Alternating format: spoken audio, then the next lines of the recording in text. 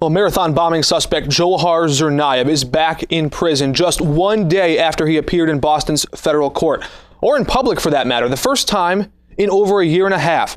Now, with the Tsarnaev supporters holding signs and shouting outside the courtroom and marathon bombing victims inside the courtroom, the first court appearance was intense, to say the least. I said in court, Johar, you have a lot of supporters. We pray for you. We're here for you, Johar. We know you're innocent. Be strong, son. Now, several supporters of the bombing suspects stood outside with signs saying Tsarnaev is innocent. In fact, they believe this whole case is just a setup to make Muslims look bad. They said so on their signs there. As you can imagine, that didn't sit too well with some of the bombing victims. They go to his dorm room, lady. Yeah, they found okay, nothing. they go to his dorm room. They found nothing? They didn't find anything. Have you been in and seen any of the evidence? Have you ever? Get a life, lady. Get a life. Go to work. Now, those victims plan to be there when the trial starts next month. But the defense attorneys, they're still trying to push the trial back further. Yet again, they've already asked several times to delay the trial and to move the location, but the judge just won't do it. Jury selection is set to begin January 15th. In another courtroom, two men linked to the 2012 meningitis outbreak are set free after just 2 days behind bars. New England Compounding Center co-founder Barry Cadden and head pharmacist Glenn Chin each face 25 counts of second-degree murder. The judge says the U.S. Attorney's Office failed to meet the burden of proof that would keep those two in custody until the trial. They're free on bail. Of course, you'll remember 64 people died and over 750 people became violently ill after taking those tainted painkillers from NECC. Now, prosecutors say Cadden and Chin did know that their labs were actually failing 2 out of 3 tests over a long period of time, but they say they failed to do anything about it. Both men are fighting those accusations. They pleaded not guilty. Elsewhere, it looks like Boston Mayor Marty Walsh is breaking some records. He's only been mayor for about a year, but the Globe reports he's already raised more than $1.5 million.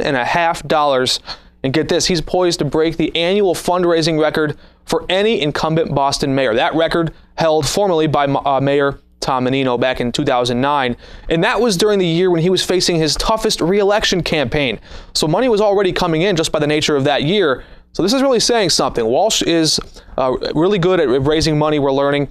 Donors are really stepping up for him. Now, since January, Walsh has already raked in more than twice what all 13 counselors have received combined, and he's got some time before he needs to use that money, too. His next bid for election doesn't come, of course, for another 3 years, but Walsh does have another major advantage, too. A sitting Boston mayor has not lost an election in Boston for 65 years.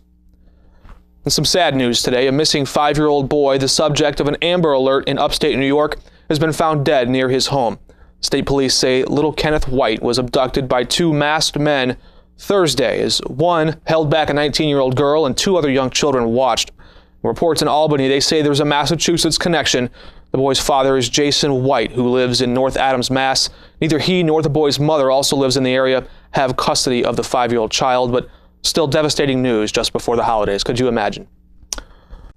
And on the hardwood, the last remaining player from the Celtics' 2008 Finals championship is packing his bags. Rajon Rondo is no longer a Celtic. It's the end of an era. The all-time franchise leader in steals and assists, now on his way to Dallas to join forces with Dirk Nowitzki and the Mavericks. Now, general manager Danny Ainge, of course, held out on several offers for the polarizing point guard over the last few seasons, and while he did deal a very good player, he got a pretty good amount in return. A 2015 first-round pick, another conditional draft pick for 2016, along with 3 other players. Meet your newest Celtics. Point guard Jameer Nelson, big man Brandon Wright, and swingman Jay Crowder, already struggling at 9-14. Celtics coach Brad Stevens will have his hands full trying to fill the void of Rondo's absence and balance out that roster.